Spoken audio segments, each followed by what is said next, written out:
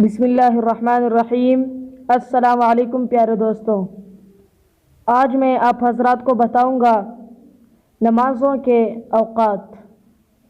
نماز کا وقت ہونا شرائط نماز میں سے ہے۔ ہر نماز ایک وقت مقرر میں فرض کی گئی ہے۔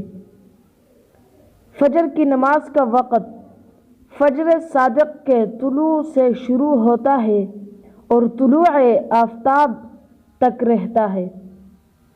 ظہر کی نماز کا وقت سورج کے استواء اور نصف النہار سے زوال کے بعد شروع ہوتا ہے اور 2 مثل سائے تک رہتا ہے، اور عصر کا وقت 2 مثل سائے کے بعد شروع ہوتا ہے اور غروب آفتاب تک رہتا ہے، اور مغرب کا وقت غروب آفتاب سے شروع ہوتا ہے اور سرخی کے بعد جو سفیدی ظاہر ہوتی ہے اس کے مکمل چھپنے تک رہتا ہے، اور عشاء کا وقت اس سفیدی کے چھپنے کے بعد شروع ہوتا ہے اور فجر صادق کے طلوع ہونے تک رہتا ہے۔